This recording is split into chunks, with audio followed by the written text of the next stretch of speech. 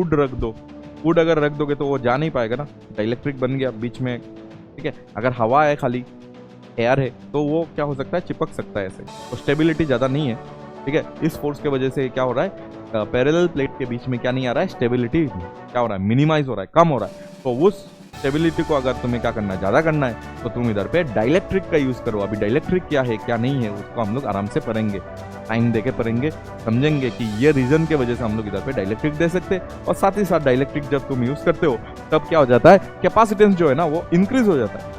तो नीचे ये स्क्वायर बनेगा, देखो नीचे ये स्क्वायर बनेगा C1 प्लस C2 का स्क्वायर, और ऊपर में एक पहले से कितना है, एक पहले से C1 प्लस C2 है, एक पहले से कितना है C1 प्लस C2 है। तो C1 प्लस C2 और इधर पे जो स्क्वायर बन रहा है उन दोनों को कैंसिल आउट करो तो नीचे में रह जाएगा ये। तो हमारे पास अभी जो आंसर आएगा वो U लॉस हमें चाहिए अभी। तो बच्चों आज लेक्चर नंबर 4 में हमें पढ़ना है रीडिस्ट्रीब्यूशन ऑफ चार्जेस के बारे में, और साथ ही साथ एनर्जी लॉस कितना होता है जब दो कैपेसिटर को एक साथ कनेक्ट कर देते। पहले एक कैपेसिटर होगा उसको हम लोग चार्ज करेंगे, फिर बैटरी को हटा के मैं और एक कैपेसिटर के साथ उसका कनेक्शन दे दूंगा। तो तुम्हें बताना है कि कितना एनर्जी क्या हो रहा है, तुम्हारा लॉस हो रहा है, ठीक है। तो लॉस एनर्जी हम लोग निकालेंगे, और साथ ही साथ हम लोग लास्ट लेक्चर के एक दो क्वेश्चन फिर से इधर पे देखेंगे, और उसके बाद हम लोग एनर्जी रीडिस्ट्रीब्यूशन या तो चार्ज रीडिस्ट्रीब्यूशन के तरफ हम लोग जाएंगे और पूरा खत्म करेंगे। बेसिक से एडवांस लेवल की जो भी चीजें आएगा सब हम लोग इधर पे डील करेंगे, ठीक है। और साथ ही साथ हम लोग PYQ को भी सॉल्व करेंगे, ठीक है। तो चलो स्टार्ट करते हैं आज की लेक्चर। और साथ ही साथ आज हम लोग फोर्स भी पढ़ेंगे कि दो कैपेसिटर, दो पैरेलल प्लेट कैपेसिटर के बीच में एक फोर्स होता है, क्योंकि ये पॉजिटिव प्लेट है और ये नेगेटिव प्लेट है। पॉजिटिव और नेगेटिव के बीच में एक आता है फोर्स ऑफ अट्रैक्शन, वो फोर्स ऑफ अट्रैक्शन को हम लोग समझेंगे और साथ ही साथ उसका इक्वेशन निकालेंगे, और उसका भी हम लोग मैकेनिक्स के साथ, जो तुम्हारा क्लास 11 में मैकेनिक्स पढ़े थे तुम, मैकेनिक्स के साथ उसको लिंक करके एक दो क्वेश्चन भी हम लोग कर लेंगे आज। चलो बच्चों स्टार्ट करते हैं आज की लेक्चर, जहाँ पे सबसे पहला क्वेश्चन अगर तुम देखोगे तो लास्ट क्लास में जो हम लोग ने कॉन्सेप्ट सीखा था उसको ही समझ के हम लोग इस क्वेश्चन को क्या कर सकते हैं, सॉल्व कर सकते हैं, ठीक है। A capacitor of capacitance C is fully charged bye a battery of EMF V। मतलब तुम्हारे पास एक कैपेसिटेंस C था, ठीक है, ये कैपेसिटेंस C है और इसको फुल्ली हमने चार्ज कर दिया, फुल्ली हमें इसको चार्ज कर दिया, ठीक है, दैट इज V से हमने इसको फुल्ली चार्ज कर दिया। तो तुम इधर पे बोल सकते हो कि इसका भी इनिशियल चार्ज अगर तुम्हें लिखना है तो तुम लिख सकते हो C इंटू V। क्या लिख सकते हो इनिशियल चार्ज, इसमें C इंटू V लिख सकते हो ना, C इंटू V, ठीक है। अच्छा, the battery is then disconnected, ठीक है। अभी क्या होगा कि इसमें चार्ज आ गया, इसमें चार्ज आ गया, इसमें नेगेटिव, इसमें नेगेटिव, ठीक है। और चार्ज कितना आ गया होगा तो वो भी लिख देते, कितना चार्ज आया है, पॉजिटिव CV इसमें आया होगा और नेगेटिव CB नेगेटिव प्लेट में आया होगा। अभी क्या हुआ है कि सेम चीज को रिकनेक्टेड किया सेम बैटरी के साथ बट ऑपोजिट पोलैरिटी। मतलब तुम्हें ये करना है, इसको डिस्कनेक्ट करना है और ऑपोजिट पोलैरिटी के साथ तुम्हें इसको फिर से कनेक्ट करना है। मतलब ये नेगेटिव हो जाएगा और ये इस बार पॉजिटिव के साथ कनेक्ट हो गया है, समझ आ गया ना बात। ये पॉजिटिव के साथ इस बार कनेक्शन दे दिया मैंने, तो मतलब इस बार क्या हो जाएगा, देखो पहली बात तुम्हारा पोटेंशियल तो सेम ही है, V है, कैपेसिटेंस तो C है। अगर डिस्कनेक्ट करके फिर से रिकनेक्ट करते हो, ठीक है, डिस्कनेक्ट करने के बाद फिर से अगर रिकनेक्ट करते हो तो इसमें भी चार्ज कितना आ जाएगा, चार्ज तो अभी भी कितना आ जाएगा, अभी इस केस में भी अगर तुम देखोगे चार्ज तो अभी भी CB आएगा। बट अभी कहानी ये है कि तुमने इसको उल्टा कर दिया ना, तो इस जगह पे अगर देखो पॉजिटिव प्लेट जो था इसमें अभी पहले पॉजिटिव था ये, लेकिन इसमें अभी नेगेटिव चार्ज स्टोर हो गया है, और ये नेगेटिव चार्ज कितना स्टोर हो गया है, CV स्टोर हो गया है, माइनस CV, और इसमें अभी पॉजिटिव दिखेगा तुम्हें प्लस CV, ठीक है। उल्टा हो गया ना, ऑपोजिट पोलैरिटी कर दिया तो उल्टा हो गया। तो तुम किसी भी एक प्लेट को पकड़ लो, इधर पे मैं इस प्लेट को पकड़ता हूँ, इस प्लेट का अगर चार्ज अगर तुम देखोगे ना, पहले CB था और अभी माइनस CV हो गया, तो क्या तुम मुझे चेंज बता सकते हो, चेंज हमें चाहिए होगा ना, तो चेंज हमें निकालना पड़ेगा। तो चेंज कितना हुआ होगा इस कैपेसिटर का चार्ज में, तो चेंज इन चार्ज अगर हमें निकालना है तो चार्ज का जो चेंज होगा, चेंज इन चार्ज अगर हमें निकालना है तो दिस डेल्टा क्यू अगर हमें निकालना है तो तुम कर सकते हो, इसको क्या कर सकते हो, इनिशियल से फाइनल माइनस या तो फाइनल से इनिशियल को माइनस कर सकते हो, ठीक है। तो मैं इनिशियल से फाइनल को माइनस कर देता हूँ। तो इनिशियली कोई भी एक प्लेट का देख लो, मैं इस प्लेट का देख रहा हूँ, पहले पॉजिटिव सी भी था और अभी क्या हो गया माइनस, देखो माइनस ऑफ, और इधर पे अभी देखो माइनस सीवी हो गया है। मतलब तुम अगर देखोगे तो 2 CV का क्या हो गया है, 2 CV का इधर पे चार्ज चेंज हुआ है। ठीक है, पहले प्लस सीवी था और अभी माइनस सीवी हो गया, मतलब 2 CV चेंज हुआ है। ठीक है, 0 चेंज नहीं हुआ है, 2 CV चेंज हुआ है। देखो माइनस का माइनस होगा ना, तो एनर्जी लॉस कितना हो जाएगा, डेल्टा क्यू अगर तुम्हें मिल चुका है तो एनर्जी लॉस का डायरेक्ट फॉर्मूला मैंने तुम्हें दिया था, उसको अगर यूज करोगे तो आंसर आ जाएगा। या तो तुम पूरा क्या कर सकते हो, यू लॉस अगर हमें चाहिए एनर्जी लॉस, तो मैंने तुम्हें डायरेक्ट दे दिया था, that is delta Q square by 2C कर देने के लिए। ठीक है, या तो तुम्हें अगर चाहिए तो पूरा निकाल लो, वार्गनन पे बैटरी कितना होगा, ठीक है, इनिशियल एनर्जी फाइनल एनर्जी ऐसे करके निकाल के तुम पूरा निकाल सकते हो। ठीक है, तो वो भी मैंने तुम्हें सिखाया हुआ है लास्ट लेक्चर में। तो ये जो आ जाएगा ना, वो आ जाएगा 2CV का स्क्वायर बाई 2C। तो ये जो आ जाएगा, ये आ जाएगा 4C square V square by 2C। C ने C को मारा तो ये आ गया 2, ठीक है, C और V स्क्वायर। तो that is your you loss. ठीक है, इतना तुम्हारा एनर्जी क्या हो गया, लॉस हो गया। जल्दी से इसको नोट कर सकते हो। कुछ अगर समझ नहीं आया तो पक्का कमेंट सेक्शन में बताना, हम लोग तुम्हारा मदद करेंगे जरूर। ठीक है, चेंज निकाल लिया, और ये अगर कॉन्सेप्ट देखना है तो लास्ट लेक्चर जरूर देख के आना, तो ये सब चीज़ें तुम्हें अच्छे से समझ आ जाएगा। उधर पे मैंने पूरा डिटेली भी उसको सॉल्व कराया था, आज मैंने इसका शॉर्टकट मैंने यूज़ कर लिया, क्योंकि डिटेली हमें पता है और हमने एक नहीं 4 क्वेश्चन किया था उसमें। ठीक है, अच्छा चलो नेक्स्ट क्वेश्चन को देखते हैं, और नेक्स्ट क्वेश्चन से हम लोग और भी चीज़ें सीखते हैं।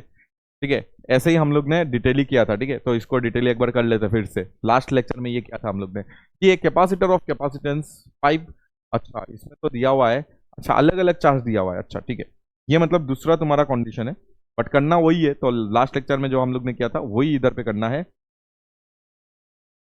बट इसमें ये जो कैपेसिटर है ना, इसमें अलग अलग चार्ज दिया हुआ है। पहले इधर पे +20 दिया है और इधर पे -20 दिया हुआ है, और सॉरी -10 दिया हुआ है। मैं पता है पैरेलल प्लेट कैपेसिटर में दोनों सेम चार्ज होना चाहिए, बट इधर पे देखो अलग अलग चार्जेस दिया हुआ है। तो क्या करोगे, तो चाहे कुछ भी हो रहा है, हमें नहीं पता क्या हो रहा है। ठीक है, ये सी दिया हुआ है इसका 5 माइक्रोफेराड, बट इसमें जो भी हो रहा होगा उसका कोई इधर पे कहानी नहीं बन रहा है। ठीक है, मतलब मैं क्या बोलना चाह रहा हूँ कि इधर पे कुछ भी हो रहा होगा, चाहे डिस्कनेक्ट कनेक्ट, सबसे पहले जब इसमें 20 होगा, इसमें -20 होगा, तो चैप्टर नंबर 2 का याद आता है कि नहीं। सबसे पहले तुम्हारा हो जाएगा चैप्टर नंबर 2 के लिए हम लोग क्या करते थे, इसको इधर पे क्या हो जाएगा, इधर पे इंड्यूस हो जाएगा चार्ज, क्या हो जाएगा, इंडक्शन करना पड़ेगा। इधर पे चार्ज क्या होगा, सबसे पहले बाहर में इंड्यूस होगा। सबसे पहले क्या हो जाता था, याद करो, सबसे पहले हम लोग क्या करते थे, इसका चार्ज को डिस्ट्रीब्यूशन करते थे। तो चैप्टर नंबर 2 को याद करो और चार्ज को क्या कर दो, डिस्ट्रीब्यूट कर दो। सबसे पहले चार्ज डिस्ट्रीब्यूशन इधर पे जरूरी है।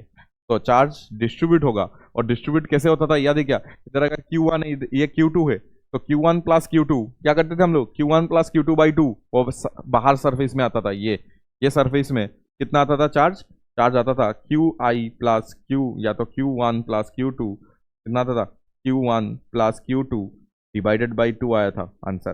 तो इधर पे भी अगर करोगे ना तो आ जाएगा तुम्हारा 20 - 10/2, दैट विल बी 5 माइक्रोकुलम। ठीक है, तो बाहर बाहर अगर तुम देखोगे ना, तो बाहर बाहर में अगर तुम देखोगे तो हमारे पास कितना मिल जाएगा। ठीक है, पॉजिटिव में आया ना, तो इसलिए पॉजिटिव लिख रहा हूँ, 5 माइक्रोकुलम, ये बाहर का है। और इस बाहर में भी सेम आता था, आउटसाइड में हमेशा दोनों सरफेस में सेम आता था, और कितना आता था, सेम आंसर आएगा, दैट इज 5 माइक्रोकुलम।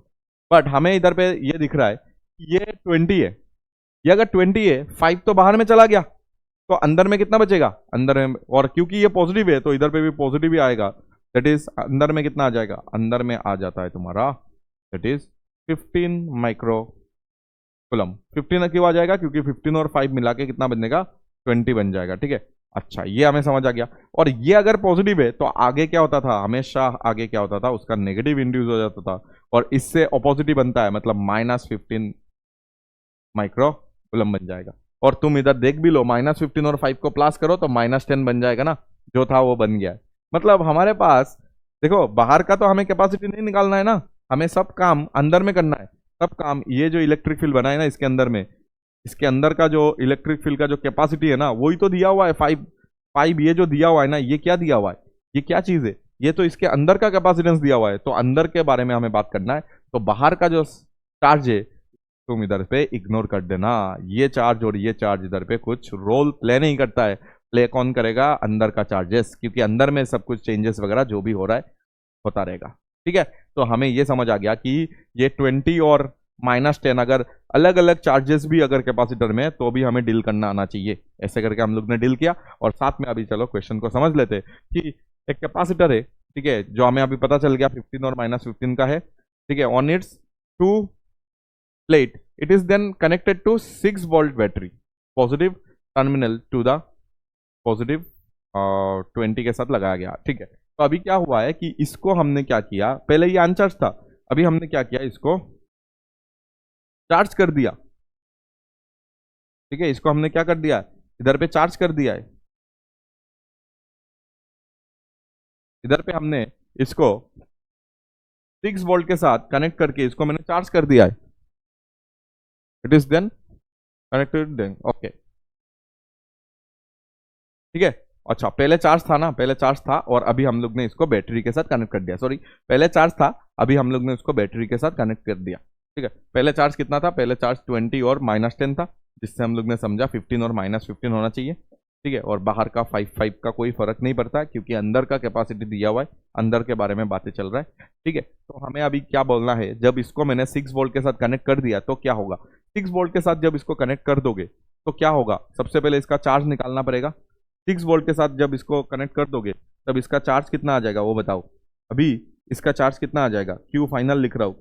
ठीक है, क्यू इनिशियल तो तुम्हें पता चल गया, ऐसे डिस्ट्रीब्यूट होगा। क्यू फाइनल कितना हो जाएगा, सी इंटू वी हो जाएगा। सी कितना है इसका, 5 है। सी कितना है इसका, 5 है। और वी कितना है इसका, 6 है। तो ये आ जाएगा 30 माइक्रोकुलम। तो 30 माइक्रोकुलम चार्ज क्या हो जाएगा, अभी इसमें आ जाएगा। एक कैपेसिटर था जिसको पहले हम लोग ने चार्ज किया था, और पहले चार्ज था उसमें, तो उसको मैंने इंड्यूस करके तुम्हें समझा दिया कि ऐसा इंडक्शन होता है, ये एक्चुअली होना चाहिए कैपेसिटर में। तो ये मिलने से हमें पता चल गया कि अंदर में 15 और -15 होना चाहिए, और बाहर का चार्ज को डिस्टर्ब ही नहीं करना है हमेशा। तो अंदर का जो चार्ज है ना, वही अभी चेंज होके कितना हो गया, 30 माइक्रोकुलम हो गया। मतलब इस बार बैटरी ने कुछ चार्ज दिया होगा ना इसको, तभी जाके आया। तो बैटरी ने कितना चार्ज दिया होगा, देखो पहले से, देखो इसके पास अभी 2 ऑप्शन था, एक तो इधर 5 है और इधर 5 है, इधर +15 है, इधर -15 है। तो अब इसके पास 2 ऑप्शन है कि बाहर वाला को चेंज करे। नहीं, बाहर वाला का तो बात नहीं करता है, कैपेसिटी किसका दिया था, अंदर वाला का दिया था ना, तो बाहर वाला उतना ही रहने वाला है। सिर्फ और सिर्फ इस बैटरी ने, देखो 30 आए ना, पहले 15 था अंदर में कितना है, 15 है। तो एक्स्ट्रा 15 किसने दिया होगा इधर, एक्स्ट्रा 15 कुलम। एक्स्ट्रा 15 कुलम कौन दे रहा है इधर पे, ये जो बैटरी है ना, बैटरी ने इस बार प्रोवाइड किया है एक्स्ट्रा 15। तो मतलब initial potential difference and energy, तो initial potential difference and energy अगर तुम्हें निकालना है तो आराम से तुम निकाल सकते हो। ठीक है, और final charge on the capacitor, final charge तो हम लोग ने निकाल ही लिया। ठीक है, charge supplied by the battery वो भी हम लोग देख लेंगे। वर्क डन, सब कुछ सही है। तुम पहले वो मुझे बता दो कि चेंज इन चार्ज कितना हुआ है, क्योंकि वो चाहिए होगा हमें हर जगह। चेंज इन चार्ज अगर हमें देखना है ना, वो कितना हुआ है, चेंज इन चार्ज मतलब डेल्टा क्यू अगर हमें देखना है तो पहले कितना था, अरे पहले 20 लोगे या 15 लोगे, क्या लोगे, 15 लेना चाहिए, अंदर वाला लेना चाहिए हमेशा।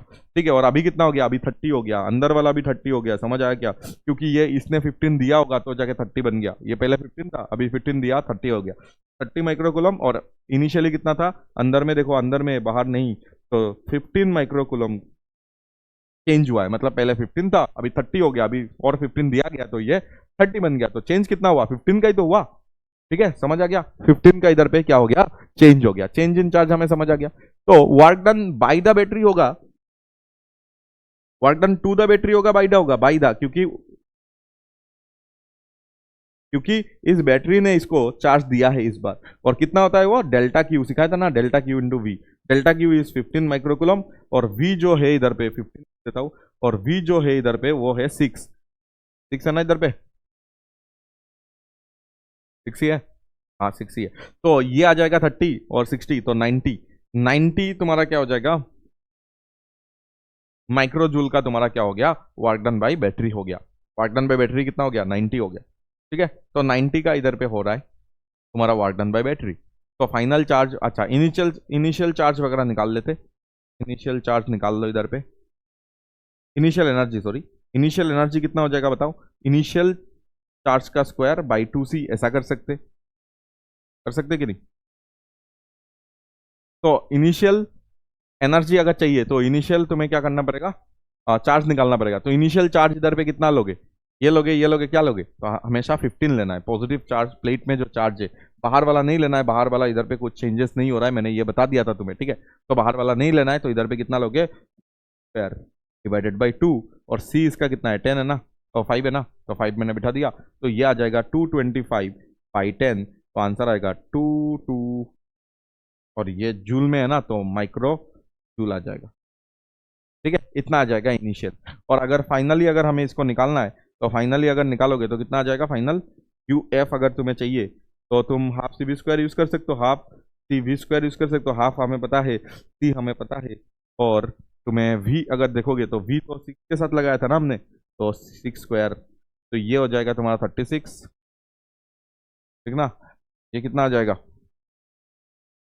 5 × 36/2, ये आ जाएगा 18 × 5, ठीक है। तो ये तो 90 आ रहा है, 90। तो इधर से हमें फाइनल एनर्जी मिल गया, वर्क डन बाय बैटरी मिल गया, इनिशियल एनर्जी मिल गया। तो अभी अगर हमें एनर्जी लॉस किसी ने पूछ लिया तो 1 सेकंड में हम लोग निकाल सकते हैं उसको। एनर्जी लॉस के लिए हम लोग क्या करते थे, याद है क्या? एनर्जी लॉस के लिए सिंपल हम लोग लिखते थे कि initial energy plus work done bye battery minus loss कितना हुआ, शुड बी इक्वल टू हमेशा फाइनल एनर्जी होना चाहिए, ठीक है। ये सब लास्ट क्लास में क्या था ना। तो इनिशियल एनर्जी अगर देखोगे तो 22.5 आया है, और वर्क डन बाय बैटरी अगर देखोगे, क्योंकि बैटरी ने काम किया है, तो इधर पे 90 इधर पे तुम बिठा सकते हो, और लॉस हमें चाहिए इक्वल टू यू एफ। अगर फाइनल देखोगे फिर से 90 तुम्हें दिख जाएगा, 90 ने 90 को मारा, तो लॉस जो आ गया वो आ गया इस बार 22.5,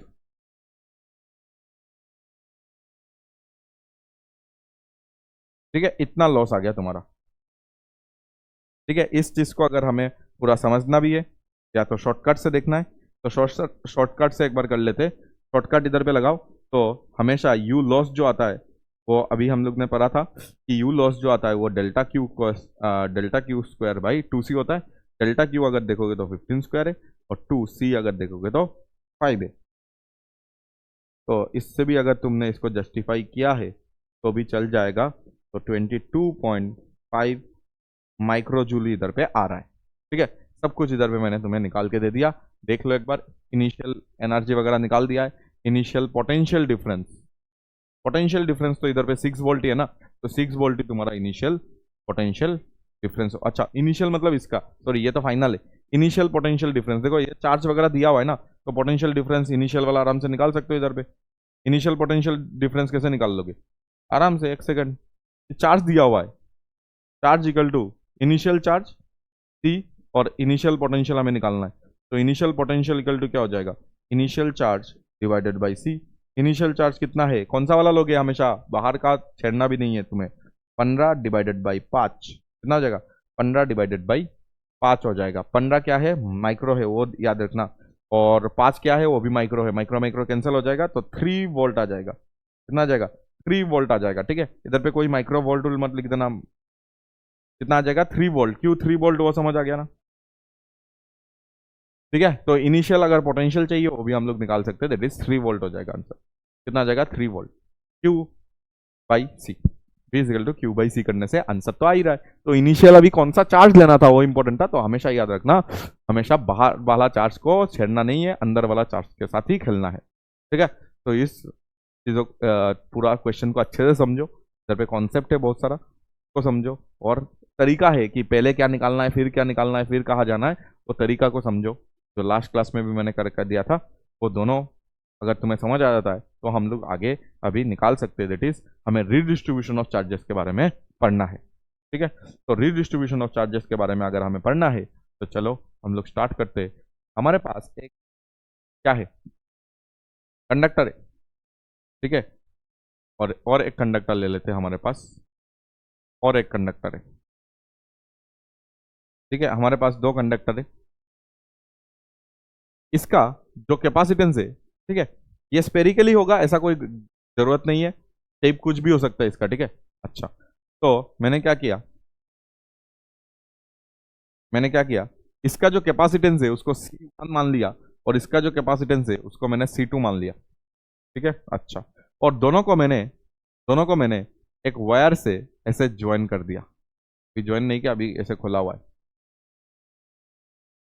ठीक है। अच्छा, और लेट्स से ये पोटेंशियल V1 में है, और ये पोटेंशियल कितना में हो जाएगा, V2 में हो जाएगा, ठीक है। ये सब चीजें दिया हुआ था, तुम्हें बताना है कि when this two capacitor are join together, ठीक है, जब इन दोनों को ज्वाइन कर देंगे एक वायर से, तो तुम्हें बताना है अभी चार्जेस का क्या हुआ है। अभी पहले इनिशियल चार्जेस बता दो, दोनों का इनिशियल चार्जेस पहले लिख लेते, चलो। तो इसको 1 नाम दे देते, उसको 2 नाम दे देते। चलो इनिशियल चार्जेस पहले लिखना स्टार्ट करते हैं। Q1 कितना हो जाएगा, तो आंसर इज C1V1, और Q2 कितना हो जाएगा, तो आंसर इज C2V2। क्या मैं समझ आ रहा है, ठीक है। तो इनिशियल हमें चार्जेस वगैरह समझ आता है।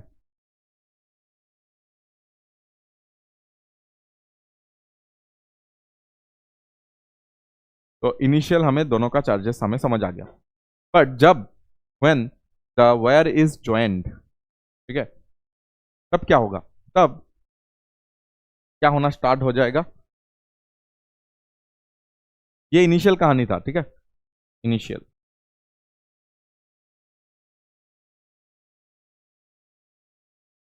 अभी when this two when this when this ना लिख के capacitors, when capacitors are joint with a wire, ठीक है, विथ अ वायर, तो क्या हो जाएगा, चार्ज फ्लो करना स्टार्ट हो जाएगा। चार्ज फ्लोज, ठीक है, from higher potential to lower potential. Charge हमेशा हायर पोटेंशियल से लोअर पोटेंशियल की तरफ चार्ज फ्लो होना स्टार्ट हो जाएगा। ये तुम्हें समझ आता है कि नहीं।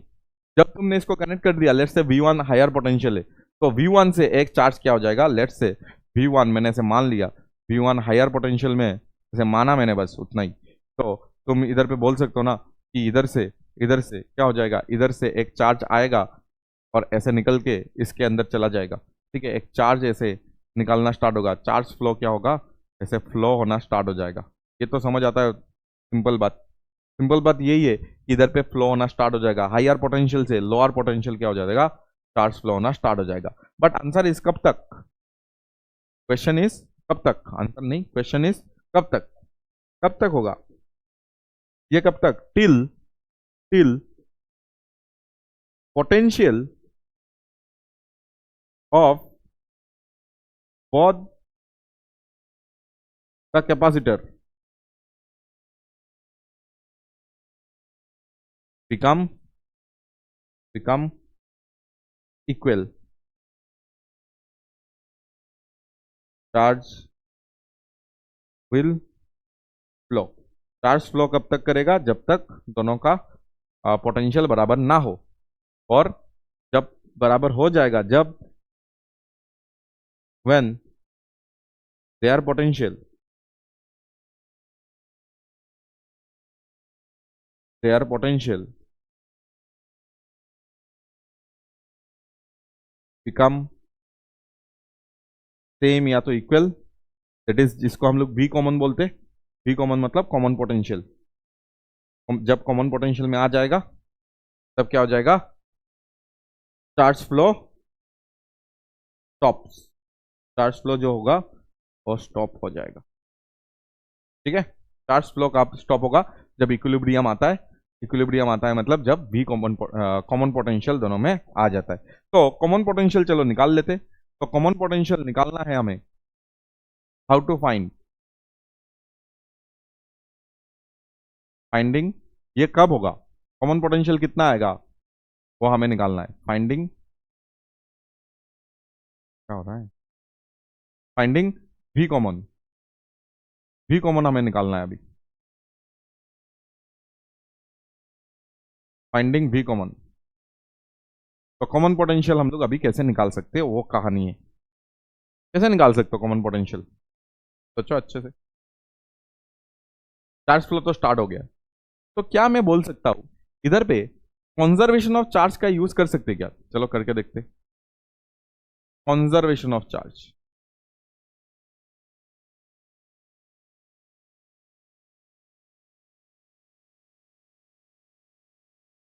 कंजर्वेशन ऑफ चार्ज का चलो इधर पे एक बार यूज करते हैं और देखते हैं कुछ होता है कि नहीं। कंजर्वेशन ऑफ चार्ज यही बताएगा कि इनिशियली दोनों में जितना चार्ज था Q1 और Q2, इनिशियली दोनों में जितना चार्ज था वही चार्ज क्या हो जाएगा जब दोनों को कंबाइन कर दोगे, तो दोनों में अभी कुछ Q1 डैश प्लस अभी कुछ आ जाएगा ना Q2 डैश। ठीक है, चलो ये दोनों को फिर से बना लेते इधर पे। तो ये फाइनल कंडीशन में बना रहा हूं कि दोनों अभी कनेक्टेड है। अभी सोचो कनेक्शन को ब्रोक भी कर दिया, तो अभी ये चार्ज कुछ Q1 डैश आ गया होगा और इसका चार्ज कुछ Q2 डैश होगा, और इसमें पोटेंशियल अभी V कॉमन आ गया होगा क्योंकि दोनों का पोटेंशियल सेम हो जाएगा ना, तो इसमें समथिंग V कॉमन आ गया होगा। ठीक है, और चार्ज फ्लो करना स्टॉप हो गया है। ये अगर कनेक्शन है भी तो भी चल जाएगा, कुछ प्रॉब्लम नहीं है। ठीक है, बट जो भी हो इनिशियली जितना चार्ज था और फाइनली जितना चार्ज होगा वो तो बराबर ही होना चाहिए। इनिशियली चार्ज कितना था Q1 और Q2, और फाइनली अभी चार्ज कितना है Q1 डैश और Q2 डैश। मुझे बताओ Q1 डैश का वैल्यू कितना बोलोगे, क्योंकि इसका कैपेसिटेंस तुम्हें पता है C1 है, इसका कैपेसिटेंस तुम्हें पता है C2 है। तो मुझे बताओ Q1 डैश को तुम क्या लिख सकते हो? Q1 डैश को हम लोग लिख सकते C1 और इसका V मतलब इधर पे V कॉमन, और Q2 को भी तुम क्या लिख सकते हो CV, Q2 को भी क्या लिख सकते हो CV, तो C2 और इसका भी V क्या है V कॉमन। समझ आ गया ना? तो इधर इधर तुम अगर लिखोगे C1 का वैल्यू क्या था C1 V1, Q1 का वैल्यू C1 V1 था, और ये क्या था C2 V2, और इसमें अगर देखोगे C1 V कॉमन को VC लिख देता हूँ। ठीक है, और इसको मैं VC लिख रहा हूँ। ठीक है, V कॉमन को मैं VC लिख रहा हूँ शॉर्टकट में। तो C1 V1 plus C2 V2 is equal to, अगर तुम देखोगे इधर से VC कॉमन ले लो तो C1 प्लस C2 लिख सकते। इधर से अगर तुम देखोगे तो कॉमन पोटेंशियल आ जाएगा C1 V1 plus C2 V2 divided by C1 plus C2। ये आता है तुम्हारा चार्ज कंजर्वेशन करने के बाद। तो कॉमन पोटेंशियल हमें मिल चुका है। ये हमने लास्ट लेक्चर में ना बहुत बार इसको यूज किया था और मैंने बताया था इस आज हम लोग इसको प्रूफ कर लेंगे। ठीक है, नेक्स्ट लेक्चर में मैं इसको प्रूफ करके दूंगा। तो देखो मैंने दे दिया। तो इधर देखो चार्ज कंजर्वेशन अगर करोगे तो तुम्हारा आंसर आ जाता है, पर चार्ज कंजर्वेशन को भूलना नहीं है। कुछ कुछ क्वेश्चन में डायरेक्ट भी लग सकता है चार्ज कंजर्वेशन। ठीक है, इसलिए मैं पूरा दिखा रहा हूँ कि कैसे इसका प्रूफ आया है। तो अभी तुम्हें क्या पूछ सकता है, अभी तुम्हें कि फाइनल चार्जेस पूछ सकता है कि फाइनल चार्जेस कितना कितना हुआ है। तो अगर फाइनल चार्जेस पूछ तो तुम आराम से बता दोगे ना। फाइनल चार्जेस अगर पूछ लिया तो तुम बता देना आराम से। Q1 डैश आ जाएगा C1, और V कॉमन कितना आ जाएगा C1, V कॉमन यह है ना, तो इसका वैल्यू लिख देना है। देखो C1 V कॉमन है ना, तो V कॉमन तो इतना आया है, तो C1 और V कॉमन के जगह में ये बिठा दो। समझ आ गया बात? C1 plus C2। ठीक है, उसी तरह अगर किसी ने तुम्हें Q2 डैश अगर पूछ लिया तो तुम क्या बताओगे C2 और V कॉमन V कॉमन आया है C1 V1 plus C2 V2 divided by C1 plus C2, C1 plus, ये आ गया तुम्हारा चार्जेस। फाइनल चार्जेस ये है, ये है। ठीक है, तो कोई अगर तुम क्या कर सकते हो, फाइनल चार्जेस अगर तुम्हें निकालना है तो सबसे पहले क्या निकाल लेना, कॉमन पोटेंशियल। और कॉमन पोटेंशियल कैसे निकालते, कंजर्वेशन ऑफ चार्ज लगाओगे कॉमन पोटेंशियल आ जाएगा। कॉमन पोटेंशियल अगर आ गया है फिर Q1 डैश और Q2 डैश अगर निकालना है, इसको इधर पे बिठा देके ये तुम्हारा फॉर्मूला आ सकता है। ठीक है, सिंपल है, निकाल सकते हो जल्दी से। फिर हम क्या कर सकते हैं, जैसे कि लास्ट अगर लेक्चर देख के आए होगे तो तुम्हें पता होगा हमने बहुत सारा ढेर सारा क्वेश्चन किया था जिसमें एनर्जी लॉस हम लोग ने निकाला था।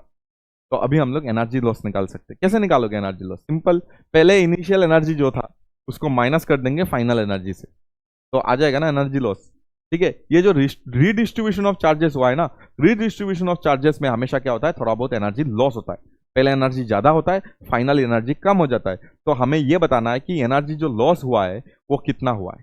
ठीक है, हमेशा क्या होता है, रीडिस्ट्रीब्यूशन ऑफ तुम्हारा चार्जेस में।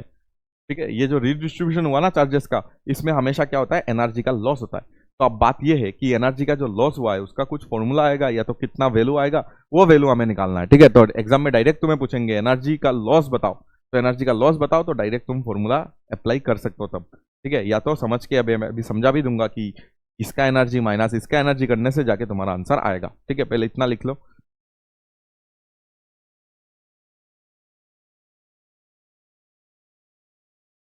फिर हम लोग क्या निकालते हैं, अभी एनर्जी कितना लॉस हुआ है पूरा रिडिस्ट्रीब्यूशन में, एनर्जी का कितना लॉस हुआ है। तो energy loss in redistribution of charges, तो एनर्जी का कितना लॉस हुआ है। तो सबसे पहले हमें यह समझना पड़ेगा कि पहले कितना था, एनर्जी कितना कितना था। तो ये हमारे पास एक था, ये हमारे पास एक था, और फाइनली अगर देखोगे तो यही चीज इधर पे चला गया और यही चीज इधर पे आ गया।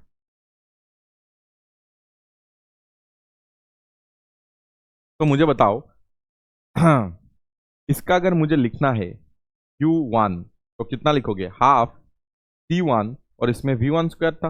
और U2 अगर लिखना है तो तुम कितना लिखते, हाफ इसका C2 था और इसका V2 था। ठीक है, इसमें C1 था कैपेसिटेंस, इसका कैपेसिटेंस था C2, और ये V1 पोटेंशियल में था और ये V2 पोटेंशियल में था। और अभी क्या हो गया था, ये VC पोटेंशियल में आ गया था, ये VC पोटेंशियल में आ गया था, ये C1 है, ये C2 है। ठीक है, जब इक्विलिब्रियम रीच हो गया तब इक्विलिब्रियम में,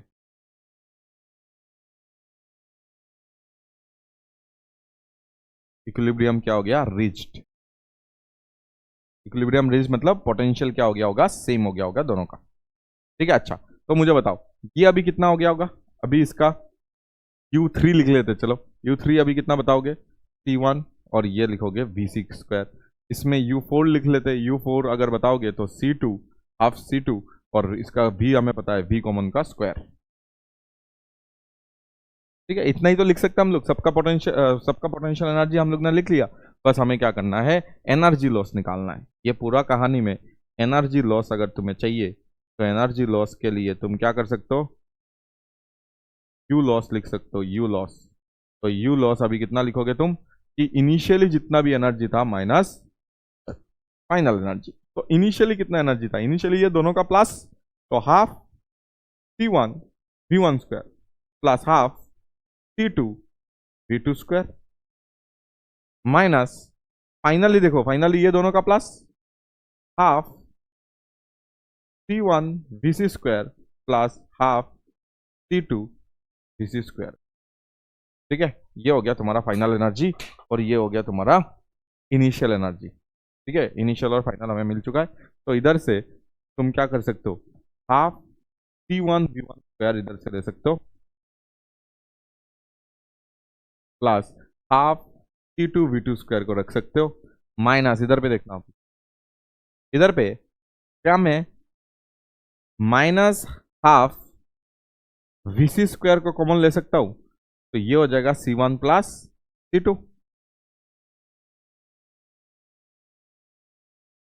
ये तो बनेगा, और VC का वैल्यू याद है, पुट कर देते इधर। चलो VC का वैल्यू अगर पुट करोगे तुम्हारे पास आ जाएगा half C1 V1 square plus half C2 V2 square minus half VC का इधर पे वैल्यू पुट करो, C1 V1 plus C2 V2 divided by C1 plus C2, ये था C1 प्लस C2 का, इधर पे देखो स्क्वायर है ना, और इधर पे C1 प्लस C2 ऐसा था। देखो नीचे ये स्क्वायर बनेगा, देखो नीचे ये स्क्वायर बनेगा C1 प्लस C2 का स्क्वायर, और ऊपर में एक पहले से कितना है, एक पहले से C1 प्लस C2 है, एक पहले से कितना है C1 प्लस C2 है। तो C1 प्लस C2 और इधर पे जो स्क्वायर बन रहा है उन दोनों को कैंसिल आउट करो तो नीचे में रह जाएगा ये। तो हमारे पास अभी जो आंसर आएगा वो यू लॉस हमें चाहिए। अभी यू लॉस अगर तुम्हें चाहिए तो half C1 V1 square plus half C2 V2 का स्क्वायर माइनस, माइनस तुम्हें कितना मिल जाएगा, हाफ। ठीक है, हाफ तो है इधर, ये देखो ये स्क्वायर नीचे बन रहा है, ये इसके साथ कैंसिल आउट होके नीचे रह जाएगा ये, तो मैं इधर पे बोल सकता हूँ C1V1 प्लस C2V2 का स्क्वायर रह जाएगा C1V1 प्लस C2V2 का स्क्वायर रह जाएगा, और डिवाइडेड बाई क्या रहेगा C1 प्लस C2। ठीक है, क्योंकि ये तो कैंसिल आउट हो गया था, स्क्वायर करते ही ये कैंसिल आउट हो गया था, तो ये चीजें हमारे पास रह जाएगा। तो अभी क्या कर सकते हैं हम क्या कर सकते हैं, क्या हाफ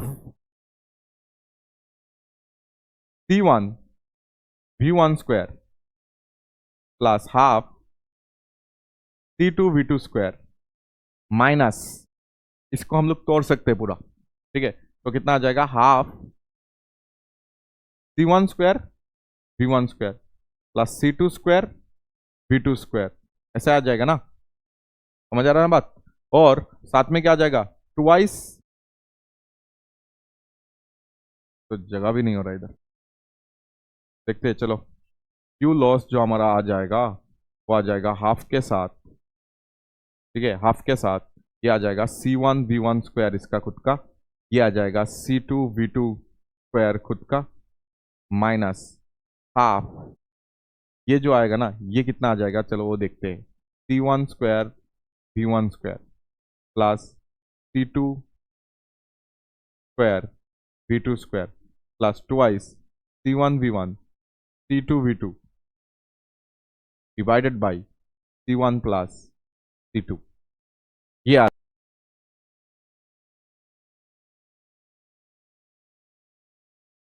एलसीएम ले सकते हैं, ये C1 प्लस C2 को एलसीएम लो, C1 प्लस C2 को एलसीएम लेने से इसके साथ इंटू होगा बस।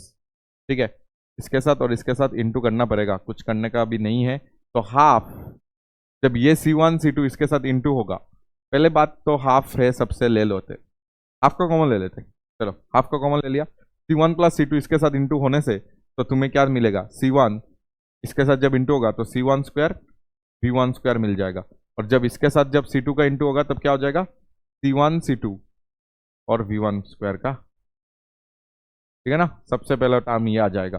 फिर अगर तुम देखोगे हाफ तो कॉमन ले लिया था मैंने, और इसके साथ जब इंटू करोगे तो C1 C2 V2 स्क्वायर तुम्हें मिल जाएगा, और साथ में अगर देखोगे तो इसके साथ जब इंटू करोगे तो C1 C2 स्क्वायर आ जाएगा, C2 स्क्वायर आ जाएगा, और V2 स्क्वायर इधर पे रह जाएगा।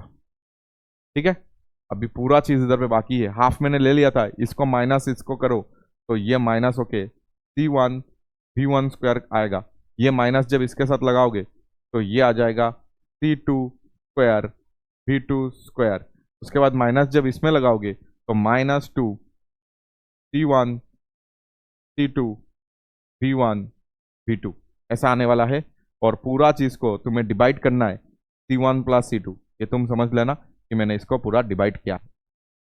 ठीक है, तो इधर से हमें अभी क्या मिल रहा है वो चीज सोचो। ठीक है, थोड़ा सा लेंदी है, बट इसको सॉल्व करने से हमारा क्या आ जाएगा, फॉर्मूला प्रूव हो जाएगा कि एनर्जी लॉस अगर किसी ने पूछा है तो डायरेक्ट हम लोग क्या कर सकते हैं, फॉर्मूला अप्लाई करके आंसर निकाल सकते हैं। इसलिए थोड़ा सा लेंदी है बट कर लेते हैं। चलो C1V1 स्क्वायर है ना, ये इसके साथ कैंसिल आउट हो गया, C1 C2 ऐसा है, चलो पहले ये देख लेते, C2 स्क्वायर V2 स्क्वायर, ठीक है, इधर पे C2 स्क्वायर V2 स्क्वायर है, और इधर पे C2 स्क्वायर V2 स्क्वायर है, वो भी कैंसिल आउट हो गया।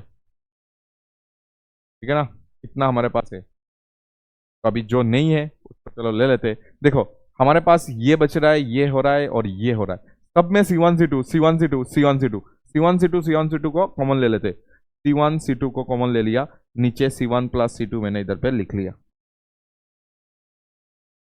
अभी कितना बचा हुआ है वो लिख लो। ठीक है, C1 C2 को मैंने कॉमन ले लिया सबका, और नीचे क्या लिख लिया, C1 प्लस C2 लिख लिया है। ठीक है, अगर अच्छे से देखोगे अभी C1 C2 ले लिया है मैंने इधर से, तो ये आएगा V1 स्क्वायर।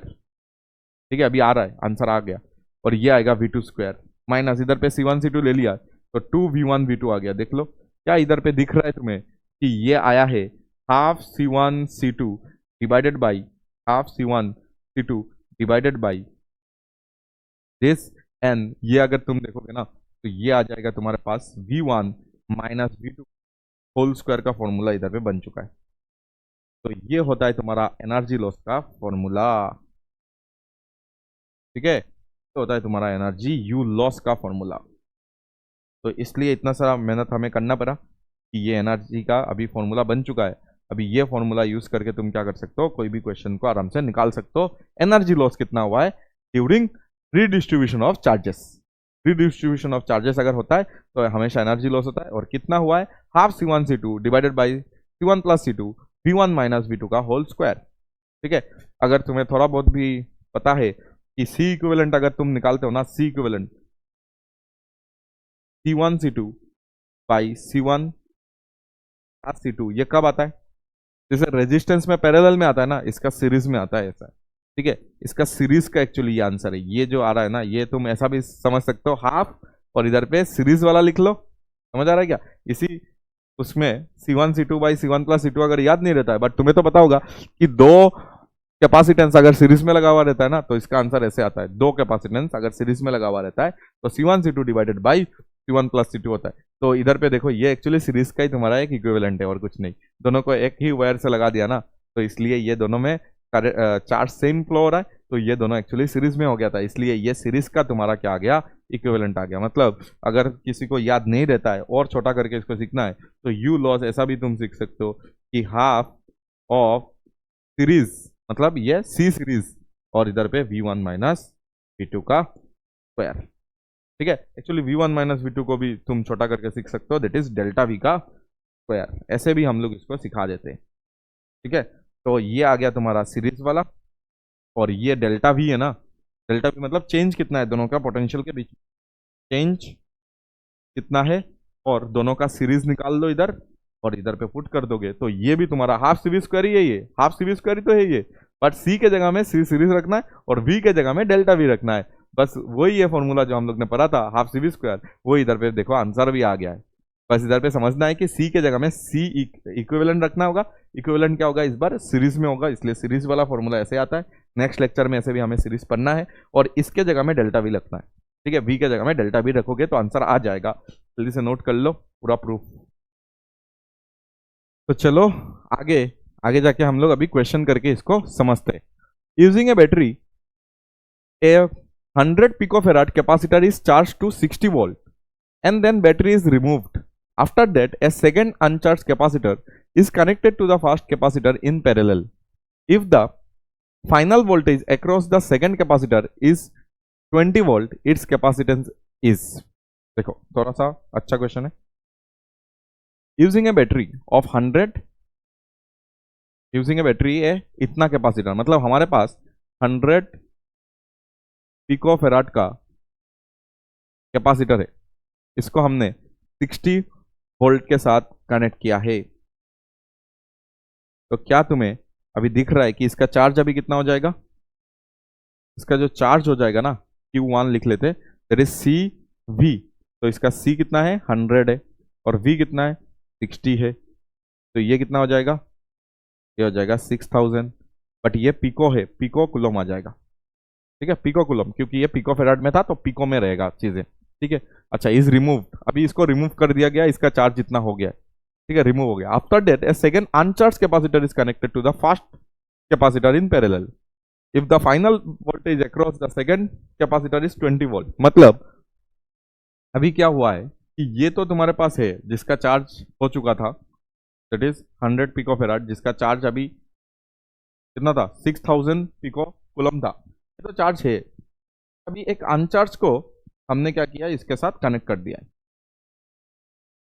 पता नहीं इसका कैपेसिटेंस कितना है पता नहीं हमें, लेट्स से C है। ठीक है, ये C का वैल्यू हमें निकालना है, बट ये गिवन है कि इसके अक्रॉस अभी जो वोल्टेज है ना, इसके अक्रॉस जो वोल्टेज है वो वोल्टेज अभी 20 वोल्ट है, ये बताया गया है। ठीक है, फर्स्ट इफ फाइनल वोल्टेज दिया है, फाइनल, तो V फाइनल तो तुम्हें पता ही होगा, फाइनली क्या हो जाता है, फाइनली ये पूरा इक्विलिब्रियम में आ जाता है।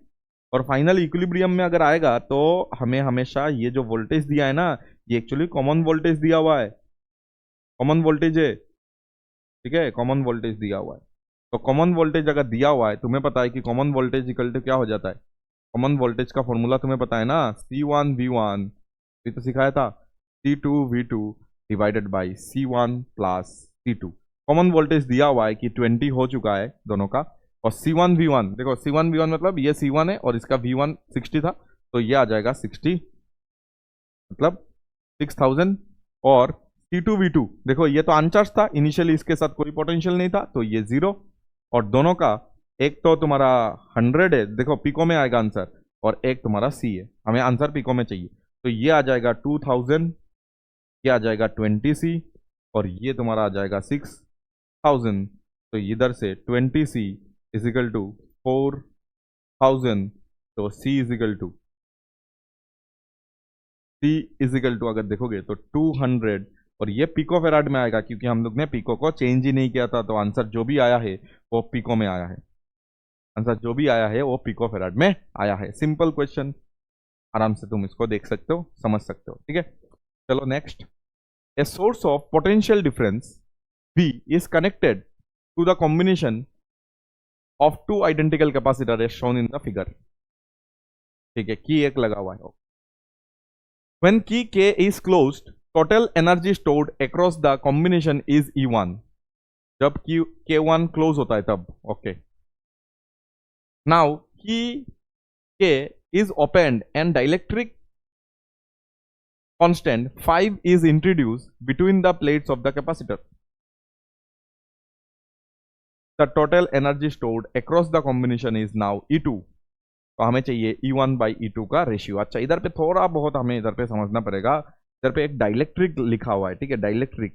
तुम बस अभी के लिए इतना समझो क्योंकि डाइलेक्ट्रिक हम लोग लास्ट के तरफ करेंगे, ठीक है, आरसी सर्किट के पहले हम लोग करेंगे उसको। तो डाइलेक्ट्रिक अगर हम लोग ने इंट्रोड्यूस किया, देखो अभी जो हमारा जो कैपेसिटेंस होता है ना, अभी जो हम लोग एयर में जो कैपेसिटेंस लिख रही है, तो वैक्यूम बोल सकते हो, एयर में जो हम लोग कैपेसिटेंस लिख रहे हैं वो कितना लिखते थे पैरेलल प्लेट का, epsilon naught A by D लिखते थे, ठीक है।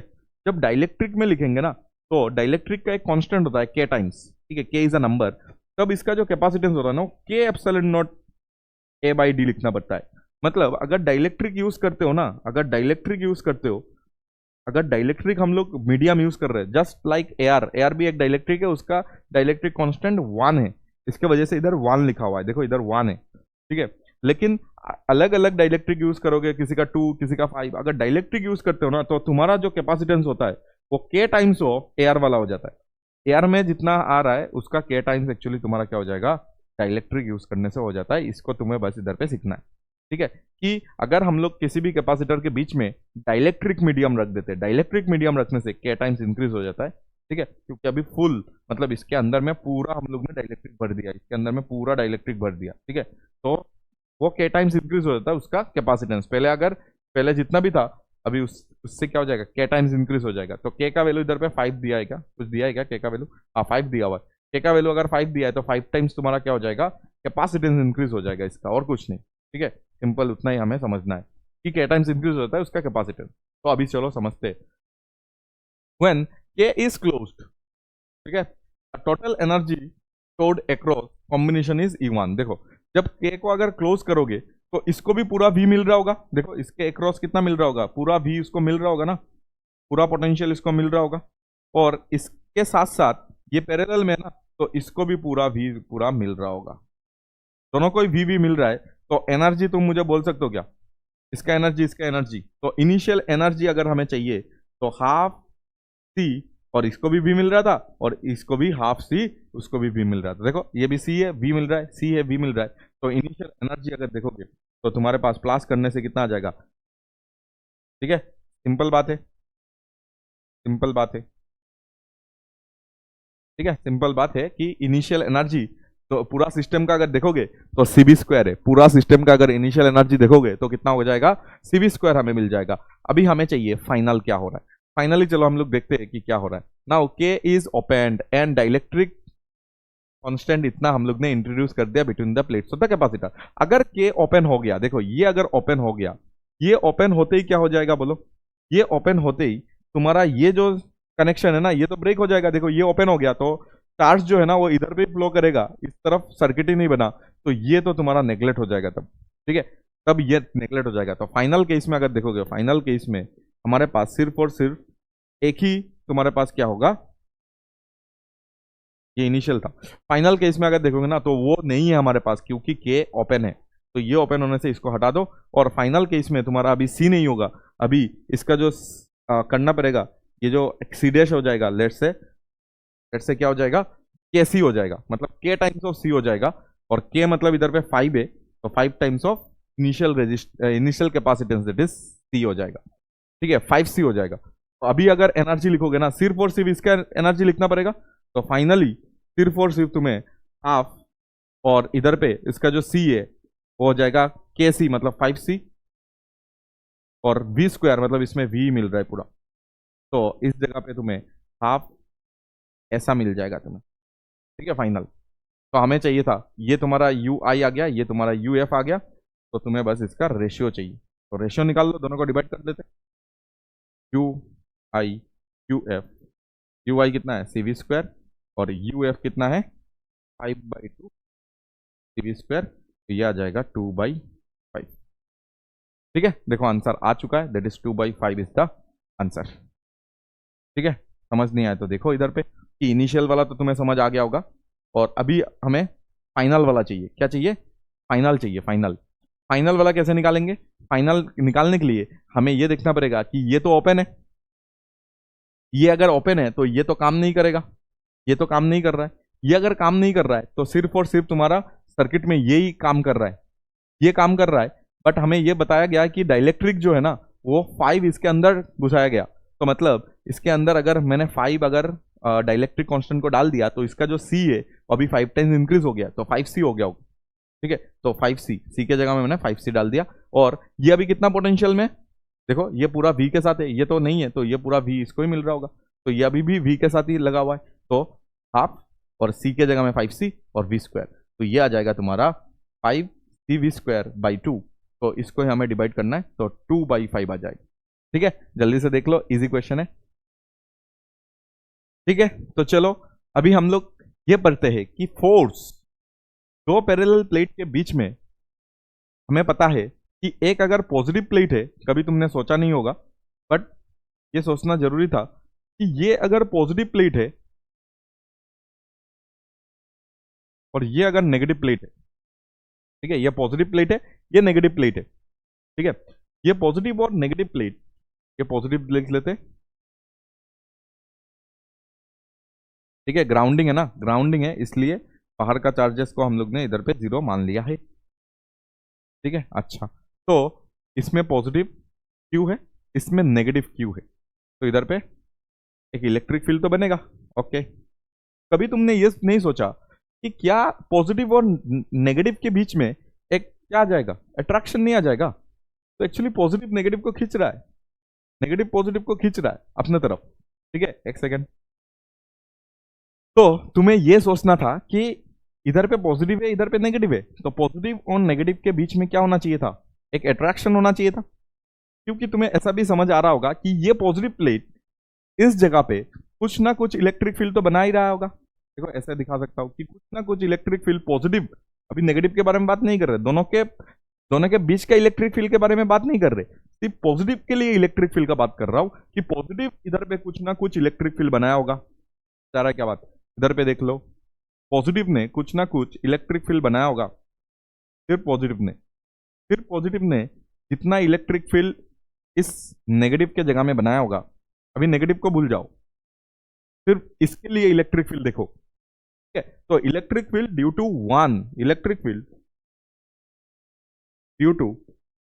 वन प्लेट लिख सकते हैं हम लोग, वन इनफाइनाइट, तो इनफाइनाइट ही था ना, इनफाइनाइट प्लेट अगर देखोगे तो हमारे पास आंसर कितना आ जाएगा, इनफाइनाइट प्लेट अगर देखोगे तो आंसर कितना आता था, σ/2ε0, ठीक है। सिग्मा क्या होता है, सिग्मा होता है इसका चार्ज को इसका प्लेट का एरिया से डिवाइड कर दो, ठीक है, तो σ/2ε0, ठीक है। दोनों को अगर दोनों को हम लोग क्या करेंगे, दोनों को अगर हम लोग प्लस करेंगे तो जाके σ/ε0 आता है, ठीक है।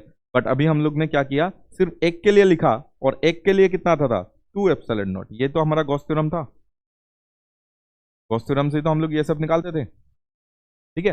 तो मतलब ये जो पॉजिटिव प्लेट है ये इस नेगेटिव प्लेट में एक इलेक्ट्रिक फील्ड क्रिएट कर रहा है जो कि यूनिफॉर्म एंड कांस्टेंट, यूनिफॉर्म भी है और तुम बोल सकते हो एन कांस्टेंट भी। यूनिफॉर्म और कांस्टेंट में फर्क तो है, यस फर्क है, ठीक है। यूनिफॉर्म और कांस्टेंट इधर पे इलेक्ट्रिक फील्ड बना है। अच्छा, ये हमें समझ आ गया। तो तुम्हें याद है क्या कि इलेक्ट्रिक फील्ड में तुम्हें क्या याद होना चाहिए कि इलेक्ट्रिक फील्ड में कोई भी अगर नेगेटिव चार्ज होता है तो इलेक्ट्रिक फील्ड में कोई भी नेगेटिव चार्ज, देखो इलेक्ट्रिक फील्ड में कोई भी अगर नेगेटिव चार्ज आता है तो हमेशा इलेक्ट्रिक फील्ड से ऑपोजिटली उसको एक फोर्स लगता है और वो फोर्स होता है Q इंटू ई। याद है, समझ आया? तो ये नेगेटिव चार्ज इस इलेक्ट्रिक फील्ड में है तो इसमें एक फोर्स लगेगा, इसमें एक फोर्स लगेगा, तो फोर्स जो लगेगा, फोर्स एक्सपीरियंस, ठीक है, ये force experience by negative plate. अगर देखोगे नेगेटिव प्लेट के लिए फोर्स एक्सपीरियंस अगर देखोगे तो वो फोर्स आ जाएगा Q इंटू ई। बट उसका Q कितना है तो इधर पे देखोगे इसका Q कितना है, नेगेटिव नहीं लेना है, साइन साइन नहीं लेना है, वो डायरेक्शन मैंने दे दिया ना, उल्टा लगता है, तो Q इंटू ई होता है। और इसमें अगर Q देखोगे तो Q है, इसका चार्ज Q है। और इलेक्ट्रिक फील्ड अगर देखोगे ना तो इलेक्ट्रिक फील्ड तो इतना बन रहा है, देखो इसने इधर इलेक्ट्रिक फील्ड बनाया, तो ये नेगेटिव चार्ज इस इलेक्ट्रिक फील्ड में इस तरफ उसको फोर्स लगेगा और वो फोर्स हो जाएगा तुम्हारा, वो फोर्स हो जाएगा Q इंटू ई। ई कितना बनाया, ई तो इसने बनाया ना, तो इसने बनाया कितना बनाया, सिग्मा बाई 2 एप्सिलॉन नॉट, ठीक है।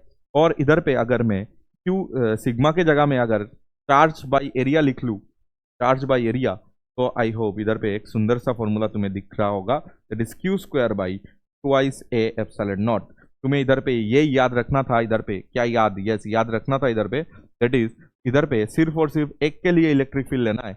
लोग इधर पे लोग ट्वाइस नहीं लेते और गलत हो जाता है सब कुछ, ठीक है। इधर पे इसके लिए, इधर पे देखो इसके लिए कितना इलेक्ट्रिक फील्ड बना वो चाहिए हमें, तो इसके लिए इधर पे कितना इलेक्ट्रिक फील्ड बना, दैट इज एक के लिए हमेशा कितना बनता है, सिग्मा बाई 2 एप्सिलॉन नॉट बना है। और ये नेगेटिव चार्ज है तो फोर्स उल्टा लगेगा, और उल्टा फोर्स अभी कितना लगेगा, तो Q E लगता है, तो Q के जगह में Q और E के जगह में ये electric field that is sigma by 2 epsilon not.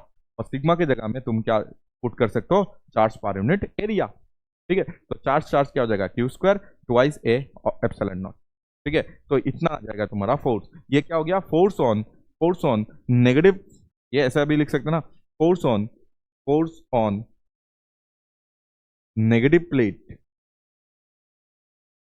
Due to positive plate, ठीक है। और इसका अगर तुम देखोगे according to Newton third law अगर लगाओगे तो उल्टा हो जाएगा बस, according to Newton third law, ठीक है। न्यूटन थर्ड लॉ ये बताता है कि force on positive plate by negative जो होगा वही तुम्हारा फोर्स ऑन, सिर्फ तुम्हारा इधर पे एक डायरेक्शन चेंज होगा, अपोजिट डायरेक्शन में लगेगा, ठीक है। तो वेक्टर में अगर लिखूं तो इधर पे negative of force on negative by positive, ठीक है। तो दोनों में ही एक फोर्स लग रहा है और दोनों का जो मैग्नीट्यूड होगा वो बराबर होगा, और मैग्नीट्यूड को तुम्हें इधर पे सीख कर रखना है, दैट इज मैग्नीट्यूड जो भी होगा वो Q square by 2 A epsilon not, कितना होगा 2 ए एप्सिलॉन नॉट, ठीक है। ये चीज तुम्हें बस इधर पे याद रखना।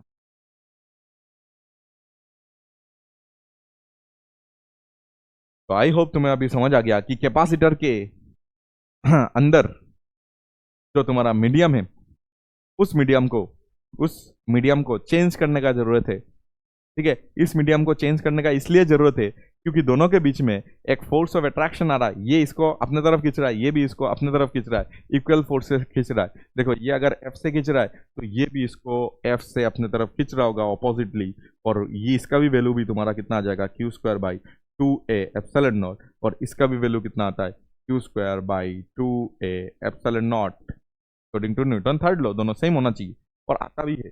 बट अब बात ये है, तो ये एक प्रॉब्लम है कि नहीं, क्योंकि ये इसको खींच के अपने पास ला रहा है, लाने का ट्राई कर रहा है, तो मतलब इधर पे इसको क्या हम लोग अभी क्या फोर्स लगा के इसको रोकना पड़ेगा ना हमें। तो ये इधर जाना चाहता है, ये इधर जाना चाहता है, तो इधर से फोर्स लगा के तुम्हें इसको क्या करना पड़ेगा, रेस्ट में रखना पड़ेगा, ठीक है। इसके लिए हमें थोड़ा सा प्रॉब्लम हो जाता है और हम लोग इधर पे बहुत कुछ यूज करते हैं, दैट इज डाइलेक्ट्रिक वगैरह यूज करते हैं, ठीक है।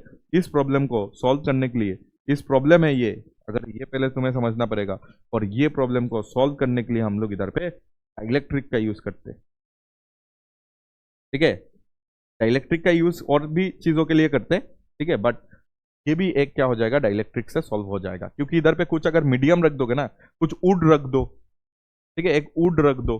वुड अगर रख दोगे तो वो जा नहीं पाएगा ना, डाइलेक्ट्रिक बन गया बीच में। ठीक है, अगर हवा है खाली, एयर है, तो वो क्या हो सकता है, चिपक सकता है ऐसे, तो स्टेबिलिटी ज़्यादा नहीं है। ठीक है, इस फोर्स के वजह से क्या हो रहा है, पैरेलल प्लेट के बीच में क्या नहीं आ रहा है, स्टेबिलिटी क्या हो रहा है, मिनिमाइज हो रहा है, कम हो रहा है। तो उस स्टेबिलिटी को अगर तुम्हें क्या करना है, ज़्यादा करना है, तो तुम इधर पे डाइलेक्ट्रिक का यूज़ करो। अभी डाइलेक्ट्रिक क्या है क्या नहीं है उसको हम लोग आराम से पढ़ेंगे, टाइम देके पढ़ेंगे, समझेंगे कि ये रीजन के वजह से हम लोग इधर पे डाइलेक्ट्रिक दे सकते हैं। और साथ ही साथ डाइलेक्ट्रिक जब तुम यूज करते हो तब क्या हो जाता है, कैपेसिटेंस जो है ना वो इंक्रीज हो जाता है।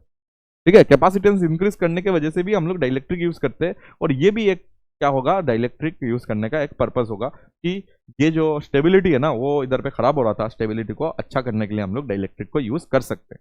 ठीक है, अभी इसका ही देखो, मैकेनिक्स के साथ हम लोग क्या कर सकते हैं, इसको यूज करके हम लोग इधर पे क्वेश्चन बना सकते हैं। तो मैकेनिक्स के साथ अगर इसको यूज करके क्वेश्चन बनाना है, चलो हम लोग इसको सॉल्व करते हैं। That is a parallel plate capacitor of plate area A is charged to Q.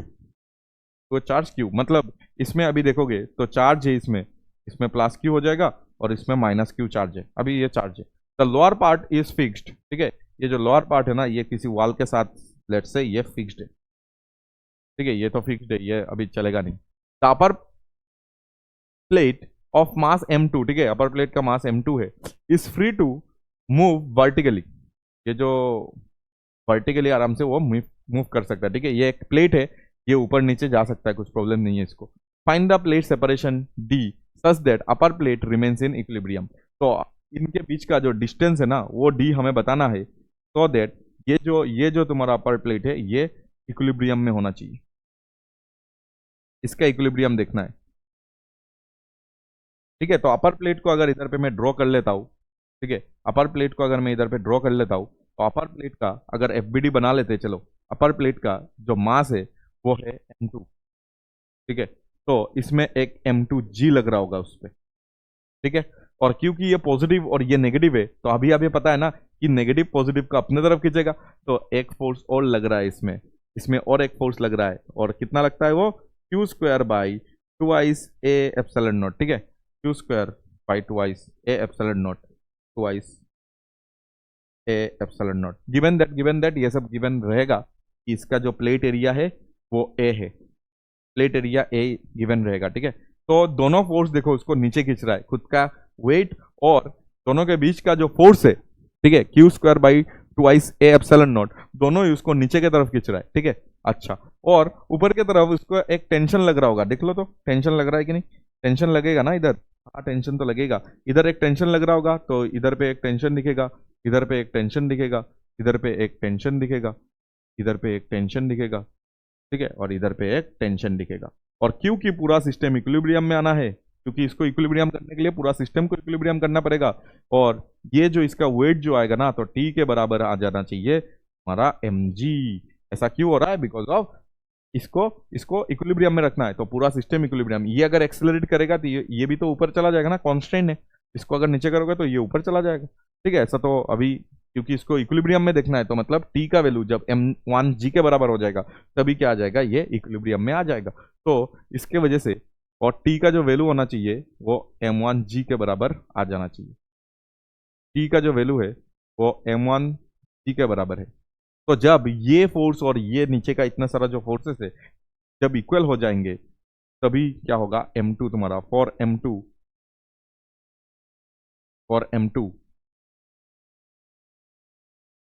For equilibrium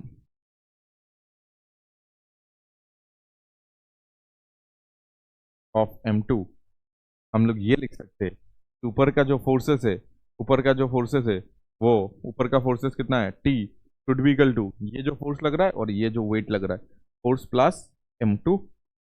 तो ये इसका कितना आ गया था, m1g, और इसका फोर्स कितना आया है, ये आ गया m1g। ये कितना आया है, m1g, और ये कितना आया है, ये आया है हमारे पास Q square by twice A epsilon naught, ठीक है, और ये आया है हमारे पास m2। तो इधर से हम लोग अभी क्या निकाल सकते हैं, m1 का वैल्यू। m1 का वैल्यू क्या आ जाएगा, Q square by 2a epsilon not g, और प्लस क्या आ जाएगा m2, ठीक है। तो जो स्टैंडर्ड क्वेश्चन है इसमें तुम्हें वैल्यू ऑफ m1 निकालने के लिए बोलते हैं फॉर इक्विलिब्रियम ऑफ m2, ये आ जाएगा तुम्हारा वैल्यू ऑफ m1। बट हमारे क्वेश्चन में अगर देखोगे तो इसमें दिया है कि प्लेट सेपरेशन कितना होना चाहिए, such that upper plate remain in constant equilibrium. तो इसके लिए तुम्हें इसका कैपेसिटेंस को मतलब अभी एज्यूम करना पड़ेगा। लेट्स से एज्यूम करते हैं हम लोग कि इसका कैपेसिटेंस C है, और इसमें ये भी मान लेते हैं कि इसका पोटेंशियल, इसमें कोई तो पोटेंशियल होगा ना, इसका पोटेंशियल हम लोग भी मान लेते हैं, तो जाके हमारा क्या आ जाएगा, इसका भी आंसर हम लोग निकाल सकते हैं, ठीक है। तो इसमें एजम्पशन ये मानना पड़ेगा कि इसका कैपेसिटेंस C है और ये V पोटेंशियल में अभी है। तो इधर से तुम क्या करोगे, इधर से किसी भी एक इक्वेशन से अब तुम निकाल लो, तुम इधर से Q का वैल्यू निकाल लो।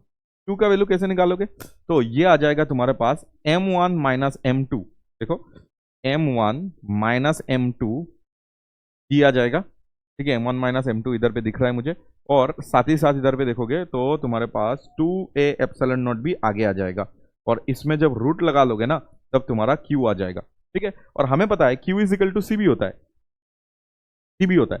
तो इधर से Q तो हमें मिल चुका है, इतना बड़ा वैल्यू जो है वो लिख देंगे हम लोग आराम से, और C के जगह में epsilon naught a by D रख देंगे और V आ जाएगा। तो इधर से D का जो वैल्यू आ जाएगा ना वो आ जाएगा epsilon naught a divided by Q into V, ऐसे हम लोग कर सकते हैं, ठीक है। D का वैल्यू आराम से निकाल सकते हैं, देखो D का वैल्यू ये आ जाएगा, ठीक है। ये अगर D का वैल्यू तुम्हें निकालना है तो इसको मुझे इधर पे बताओ, मैं बस इधर पे लिख देता हूँ इसको कि D जो हमें चाहिए ना वो D आ जाएगा हमारा epsilon naught a by Q, ठीक है। Epsilon naught a by Q देख लो एक बार, D इधर चला जाएगा, Q नीचे आ जाएगा, तो epsilon naught a by Q आ जाएगा, और साथ में हमें क्या करना है, पोटेंशियल को इंटू करना है, ठीक है। तो epsilon naught a by D, ठीक है, और इंटू क्या हो जाएगा P, वो आता है Q का वैल्यू, तो D का value epsilon naught a by Q into V, और Q का वैल्यू अभी कितना आ गया हमारे पास, जो Q का वैल्यू है वो आ गया हमारे पास दिस रूट ओवर,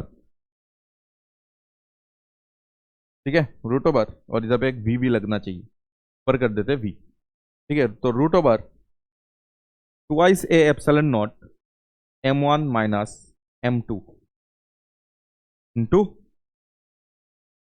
ठीक है, ऐसा कुछ आंसर आ जाएगा। अभी रूट इसके साथ इसका अगर रूट करना है तो कर सकते हो, कुछ प्रॉब्लम नहीं है, बट ये मेरे हिसाब से सही दिख रहा है, बट ये तुम्हारा आंसर आ जाएगा।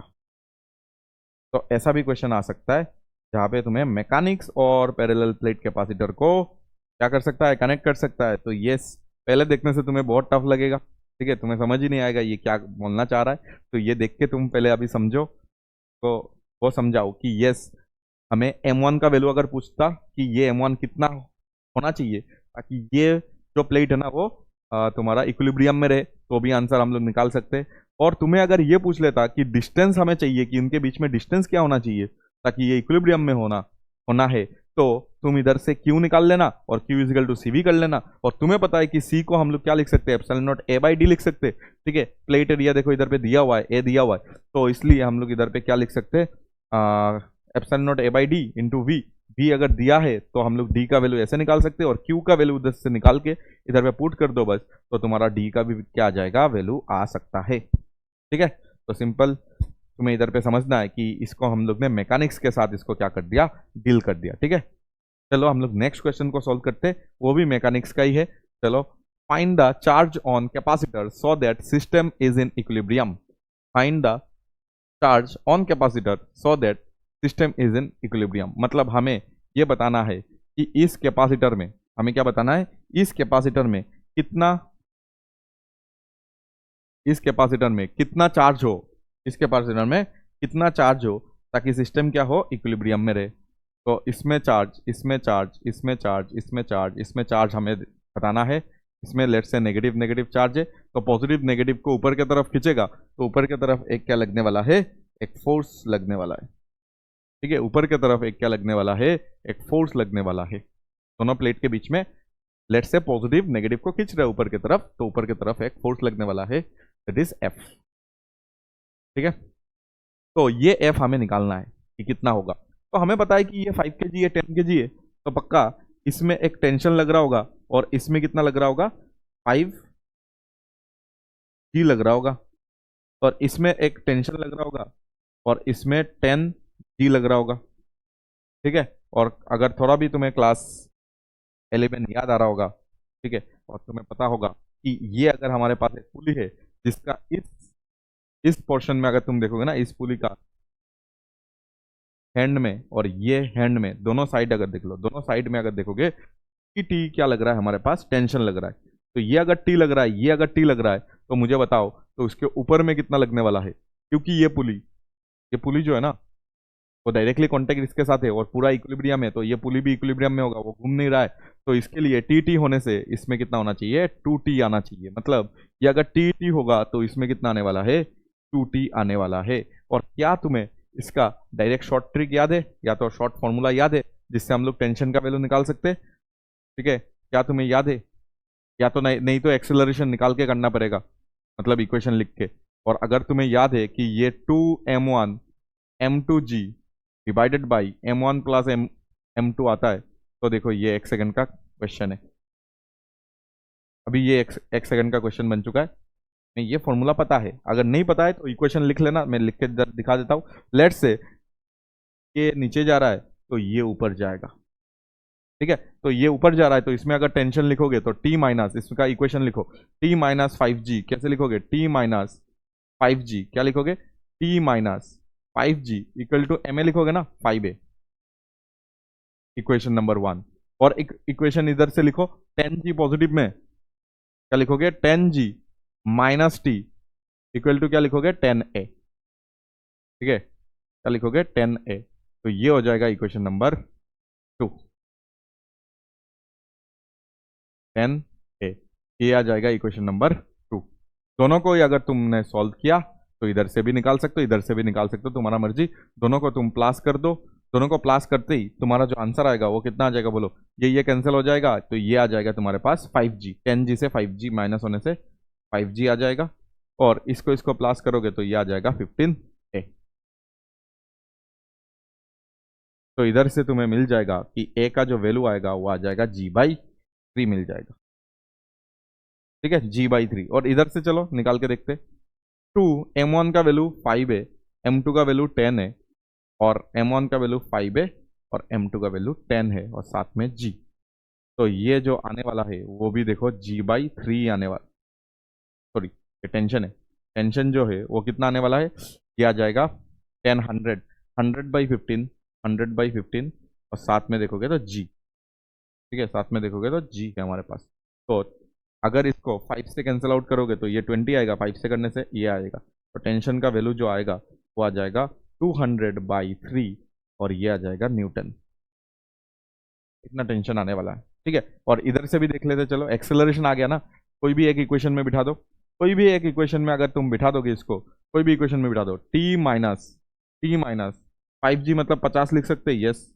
और 5A के जगह में मैं G/3 मतलब 10/3 लिख सकता हूँ, यस।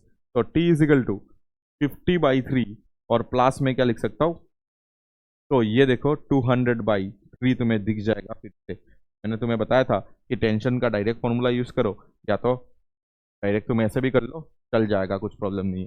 तो मतलब ये हमें समझ आ गया कि ये जो टेंशन है वो लग रहा है 200/3। तो 2T कितना हो जाएगा, तो 2T हो जाएगा हमारे लिए 400/3 हो जाएगा। समझ आया ना बात, 400/3 हो जाएगा ना, क्योंकि इधर पे तो डबल लग रहा है, तो 400/3। अभी ये नेगेटिव प्लेट को पकड़ लो, नेगेटिव जो प्लेट है, नेगेटिव प्लेट अगर देखोगे ना तो पॉजिटिव इसको ऊपर की तरफ फोर्स लगा रहा है, और ये जो 2T है ना ये तो इसमें उल्टा होकर लगेगा। ठीक है, इसमें अगर देखोगे तो 2T नीचे की तरफ लगेगा, तो और नीचे लग रहा है उसको 2T, और क्योंकि ये इक्विलिब्रियम में है, ये इक्विलिब्रियम में है, ये बताया गया ना, इक्विलिब्रियम अगर है तो ये अगर इक्विलिब्रियम में रहना चाहता है तो इसका मतलब F should be equal to 2T। तो F का वैल्यू क्या था, हमें क्या चाहिए, चार्ज चाहिए क्या, चार्ज, हाँ। तो Q² twice A epsilon not, ये सब दिया हुआ है, लेट्स से कि A is the plate area. ठीक है, तो Q²/2 A एप्सिलॉन नॉट होता है, और इधर पे 2T का वैल्यू कितना आया है, 400/3। कितना आया है, 400/3। तो इधर से Q का जो वैल्यू है वो आ जाएगा तुम्हारे पास 800, देखो 2 के साथ इंटू होके ए एप्सिलॉन नॉट वाई, ठीक है 800 ए एप्सिलॉन नॉट वाई कितना आ जाएगा, वाई आ जाएगा 3, ठीक है, और साथ में आ जाएगा एक रूट, ठीक है। तो इसका जो भी आंसर है इधर लिख देता हूं मैं, नीचे से तुम कॉपी कर लेना, that is Q is equal to root over 800, ठीक है 800 ए एप्सिलॉन नॉट बाई 3, ठीक है। सिंपल बात है कि ये 2t और इस फोर्स को क्या करना पड़ेगा, हमें बराबर करना पड़ेगा, सो दैट हम लोग आंसर आराम से निकाल पाए। क्योंकि बराबर करना पड़ेगा, क्योंकि ये इक्विलिब्रियम में है, तो दोनों फोर्स क्या होना चाहिए, बराबर होना चाहिए, नहीं तो आंसर नहीं आएगा, ठीक है, नहीं तो आंसर नहीं आएगा। बस हो गया, सिंपल क्वेश्चन है, ठीक है। और हमारे पास लास्ट आज का लेक्चर में देखोगे तो लास्ट क्वेश्चन है हमारे पास, इसको हम लोग सॉल्व कर लेते हैं आराम से। The distance between to plates of a parallel plate capacitor is doubled and the area of each plate is halved. If C is its initial capacitance, its final capacitance is equal to, तुम्हें ये बताना है कि distance between two parallel plate capacitor is doubled. तो distance अगर double हो गया है, देखो हमें पता है C is equal to epsilon naught A by D होता है, हमें क्या पता है, epsilon naught A by D होता है। तो तुम्हें इधर पे बताया गया है कि डिस्टेंस को डबल किया गया है। ये जो डिस्टेंस है ना, वो पहले इनिशियली d था, लेकिन अभी हम लोग ने उसको डबल करके उसको 2d कर दिया है, ठीक है, सही है।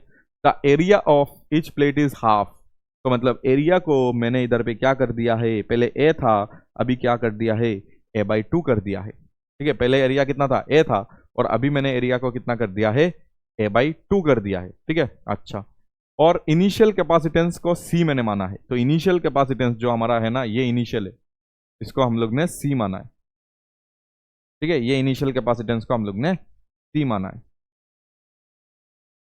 क्योंकि ये सब पैरामीटर्स था, तो ये C हो जाए। तो अभी फाइनल कैपेसिटेंस अगर देखोगे ना, तो फाइनल कैपेसिटेंस में हमें ये दिख भी रहा है कि 2d और a/2 रखना है। तो एप्सिलॉन नॉट तो चेंज नहीं हुआ, क्योंकि मीडियम चेंज नहीं किया तुमने। और एरिया के जगह में तुम इधर पे क्या बिठा सकते हो, एरिया के जगह में तुम बिठा सकते हो a/2, एरिया के जगह में मैंने a/2 बिठा दिया, ठीक है, एरिया के जगह में a/2, और डिस्टेंस के जगह में मैंने कितना बिठा दिया, 2d बिठा दिया। तो इधर से हमें समझ तो ये आ रहा है, 2 और 2 नीचे आ जाएगा, तो 1/4 तुम्हें दिख रहा होगा, और ये पूरा चीज तुम्हें एप्सिलॉन नॉट a/d दिख रहा होगा, ठीक है। तो जो भी तुम्हारा फाइनल कैपेसिटेंस आया है, वो आया है 1/4 टाइम्स ऑफ C आया है, ठीक है। तो फाइनल कैपेसिटेंस अगर तुम्हें इधर पे चाहिए, तो फाइनल कैपेसिटेंस इधर पे आ जाएगा, इनिशियल जितना भी था उससे 4 टाइम्स डिक्रीज हो गया, ठीक है। इंक्रीज नहीं हुआ, इधर पे क्या हो गया, डिक्रीज हो गया है, क्योंकि डिस्टेंस को तुमने बढ़ाया, डिस्टेंस इनवर्सली प्रोपोर्शनल होता है, और एरिया डायरेक्टली होता है, बट तुमने इसको क्या कर दिया, आधा कर दिया, तो और भी तुमने क्या कर दिया, डिक्रीज कर दिया, ठीक है। तो ओवरऑल अगर तुम देखोगे तो तुम्हारा कैपेसिटेंस इधर पे कितना आ जाएगा, तो answer is C/4, final capacitance is C/4, ठीक है। तो आज के लेक्चर में हम लोग ने क्या क्या पढ़ा, एक बार रिवाइज करो। आज के लेक्चर में हम लोग ने सबसे पहले लास्ट लेक्चर के कुछ क्वेश्चंस देखे थे, जिसमें हम लोग ने ये समझा था कि work done bye battery, change in charge और एनर्जी लॉस कैसे निकालते। उसके बाद आज हम लोग ने क्या देखा था, आज हम लोग ने ये देखा था एनर्जी रीडिस्ट्रीब्यूशन, ठीक है, एनर्जी नहीं, चार्ज रीडिस्ट्रीब्यूशन तुम बोल सकते हो, कि चार्जेस का जो फ्लो हो रहा है, दो कैपेसिटर को अगर एक साथ कनेक्ट कर देते तो चार्जेस का जो फ्लो हो रहा है और उसमें एनर्जी कितना लॉस हो रहा है, वो सब चीज़ें के बारे में हम लोग ने इधर पे देखा था, ठीक है। एनर्जी कंजर्वेशन नहीं, चार्ज को कंजर्व किया था हम लोग ने, चार्ज को कंजर्व करके हम लोग ने V कॉमन निकाला था, जिसका फॉर्मूला आता है C1V1 plus C2V2 divided by C1 plus C2, ये था तुम्हारा का कॉमन पोटेंशियल का फॉर्मूला। अभी अगर तुम्हें अभी नेट चार्ज कितना है, अभी नेट नहीं, किसी एक कैपेसिटर में अगर चार्ज निकालना है, दैट इज Q1 डैश और Q2 डैश अगर निकालना है, तो C1 और V कॉमन से तुम इंटू कर दो, और Q2 डैश अगर निकालना है तो C2 उसका कैपेसिटेंस और V कॉमन जो भी आया था उससे इंटू कर दो, तो Q1 डैश और Q2 डैश तुम्हारे पास आ जाएगा, ठीक है। फिर हम लोग ने उसका कुछ क्वेश्चंस किया था, और क्वेश्चंस करने के बाद हम लोग ने क्या किया था, दो पैरेलल प्लेट के बीच में जो पॉजिटिव चार्ज और नेगेटिव चार्ज बना है, तो पॉजिटिव नेगेटिव के ऊपर में एक फोर्स लगा रहा है, बिकॉज पॉजिटिव चार्ज नेगेटिव जो प्लेट है इसमें एक इलेक्ट्रिक फील्ड बना रहा है, और हमेशा एक प्लेट के लिए इलेक्ट्रिक फील्ड जो बनता है वो बनता है σ/2 एप्सिलॉन नॉट। तो σ/2 एप्सिलॉन नॉट में ये नेगेटिव चार्ज हमेशा ऑपोजिट डायरेक्शन में क्या करेगा, हमेशा ऑपोजिट डायरेक्शन में उसको फोर्स मिलेगा, और वो फोर्स का वैल्यू अगर तुम्हें निकालना है तो क्यू इंटू इलेक्ट्रिक फील्ड करना है। तो क्यू अगर तुम देखोगे तो नेगेटिव का मैंने क्यू लिया था क्योंकि डायरेक्शन मैंने उधर पे दिखा दिया था, तो नेगेटिव नहीं लेना पड़ा। तो क्यू और इलेक्ट्रिक फील्ड को अगर तुम लिखोगे तो सिग्मा बाई 2 एप्सिलॉन नॉट आएगा, और सिग्मा का वैल्यू हमें पता है चार्ज पर यूनिट एरिया। तो इसके साथ हमें उसका जो फॉर्मूला मिल गया था that is Q square by 2 epsilon naught मिल गया था, Q square by twice A epsilon naught मिल गया था। और ये फोर्स के साथ साथ हम लोग ने क्या किया था, मैकेनिक्स के कुछ सवाल मैकेनिक्स को इंक्लूड करके हमने ये देखा था कि हम लोग क्या कर सकते हैं, पैरेलल प्लेट के बीच में जो फोर्स लग रहा है उस फोर्स के लिए तुम्हारा क्या हो सकता है, प्लेट इक्विलिब्रियम में आ सकता है। ठीक है, वो फोर्स भी एक तुम्हारा बोल सकते हो एक मैग्नीट्यूड क्रिएट कर रहा है, एक वैल्यू क्रिएट कर रहा है, जिससे क्या हो सकता है कि इसको अगर ऊपर भी खींचो, बट वो फोर्सेस के वजह से वो फोर्स उनके बीच में इतना फोर्स है कि उसको अगर ऊपर भी खींचो ना तो भी वो ऊपर नहीं जाएगा। एक वैल्यू है, उस वैल्यू के ऊपर अगर तुम इसको लगाओगे तो ही जाके ये सेपरेट होगा। मतलब दोनों के बीच में एक ऐसा फोर्स है, अगर तुमने इधर से उतना फोर्स से ज्यादा नहीं लगाया तो ये दोनों अपने जगह में ही रहेगा, इक्विलिब्रियम में रहेगा। क्यों हो रहा है ये सब, बिकॉज ऑफ एक का इलेक्ट्रिक फील्ड दूसरा को क्या लगा रहा है, फोर्स लगा रहा है। ठीक है, और न्यूटन के लॉ के हिसाब से, थर्ड लॉ के हिसाब से, ये इसमें जितना फोर्स लगा रहा है that is Q square by twice A epsilon not, ये भी उसमें Q square by twice A epsilon not लगाएगा, लेकिन डायरेक्शन दोनों का ऑपोजिट रहेगा। ठीक है, तो इसी के साथ आज का लेक्चर खत्म होता है, और नेक्स्ट लेक्चर में हम लोग पढ़ेंगे सीरीज एंड पैरेलल कॉम्बिनेशन को, और उसका ढेर सारा क्वेश्चन करेंगे सीरीज में, पैरेलल में। ठीक है, फिर साथ ही साथ हम लोग चार्ज डिस्ट्रीब्यूशन, क्योंकि इस बार करंट नहीं है, इस बार चार्ज आता है, क्योंकि ये कैपेसिटर है तो चार्ज आएगा, तो हम लोग क्या सीखेंगे, चार्ज डिस्ट्रीब्यूशन को सीखेंगे। और साथ ही साथ हम लोग देखेंगे कि वोल्टेज भी तो डिस्ट्रीब्यूट हो सकता है ना, तो voltage distribution and charge distribution का जो भी फॉर्मूला होगा वो हम लोग देखेंगे। और साथ ही साथ हम लोग बहुत सारा तुम्हारा चार्ज को डिवाइड करेंगे, वोल्टेज को डिवाइड करेंगे, और पूरा सर्किट को समझेंगे। क्योंकि हमारा करंट इलेक्ट्रिसिटी खत्म हो चुका है, तो हम लोग ये पार्ट को आराम से हम लोग क्या कर सकते हैं, पढ़ सकते हैं। ठीक है, तो जरूर तुम लास्ट के वीडियोस देख के जरूर आना, ताकि तुम्हें लेक्चर बहुत ज़्यादा समझ आए। ठीक है, और कुछ भी अगर तुम्हारे पास प्रॉब्लम है तो तुम कमेंट सेक्शन में जरूर बता सकते हो, हम लोग जरूर में हेल्प करेंगे। चलो मिलते हैं नेक्स्ट लेक्चर में, बाय बाय।